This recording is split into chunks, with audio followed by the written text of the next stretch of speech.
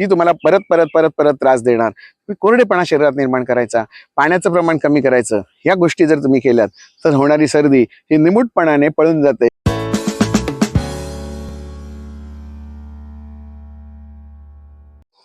नमस्कार, वैद्य सुविनय दामले.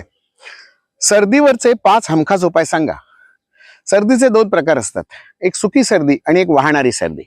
सुकी सर्दी जी असते ही वातामुळे होते, वाहणारी सर्दी असते ही पित्त आणि कफ या 2 दोषांमुळे असते.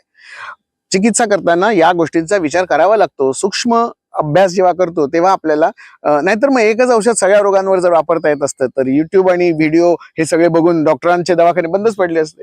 कुठे चुकतंय तर इथे चुकतंय.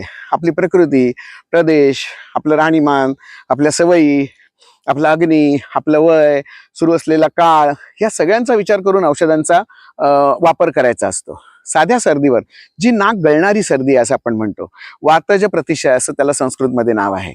नाक गळत राहतं, असं पाण्यासारखं पाणी गळत राहतं, थाड थाड थाड थाड शिंका सुरू होतात. अशा वेळेला काय करायचं तर धूर हा त्याच्यावरचा सगळ्यात चांगला उपाय आहे. धूर करायचा.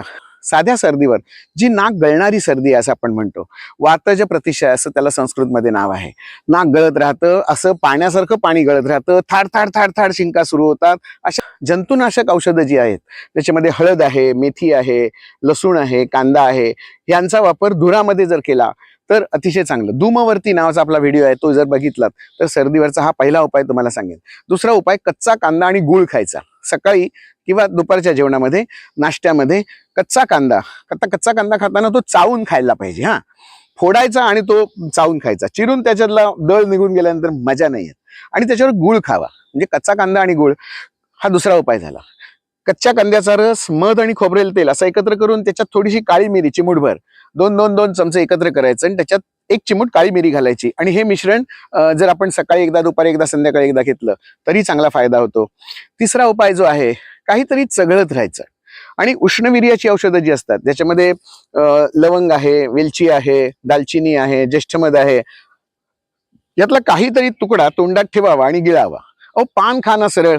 विड्याचं जे पान आहे त्याला चुना लावलेला आहे, त्याच्यात सुपारी आहे, त्याच्यामध्ये लवंग, वेलची, बडीशेप आहे, त्याच्यामध्ये कात कंकोळ आहे. हे पदार्थ घालून जरी तुम्ही हे पान खाल्लं चघळून स्वतः पान आहे, हे पान देखील या सर्दीसाठी खूप चांगलं काम करतं.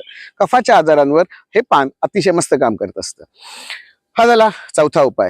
औषधांची नावं सांगायची तर महासुदर्शन काढा आणि सीरोपलादी चूर्ण ही 2 औषधं आपण युक्तीने जर वापरली तर हे सर्दी, होणारी सर्दी, वाहणारी सर्दी, येणाऱ्या शिंका, होणारं डोकं जड, नाक असं खाजवल्यासारखं वाटतंय, हे सगळे त्रास कमी होत असतात. आधी मुळात नुसती सर्दी होऊन औषधं करत बसण्यापेक्षा त्याची कारणं लक्षात घेतली पाहिजेत.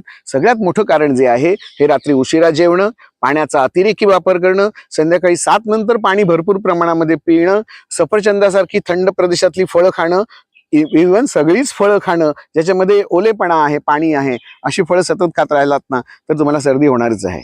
काही जणांना आंघोळ केल्यानंतर डोकं पुसायची सवय नसते, ते ओलंच्या ओलं कच्च ठेवतात. असं असलं ना तरी सुद्धा सर्दी होते. बायकांना ओल्या हाताने काम करायची सवय असते, असं जर केलं तरी सुद्धा तुम्हाला ही सर्दी बरी होणारी नाही. ती तुम्हाला परत परत परत परत त्रास देणार. कोरडेपणा शरीरात निर्माण करायचा, पाण्याचं प्रमाण कमी करायचं, या गोष्टी जर तुम्ही केल्यात तर होणारी सर्दी ही निमूटपणाने पळून जाते असं लक्षात येतं. छोटे उपाय आहेत पण करून बघितलेत तर नक्की फायदा होईल. धन्यवाद.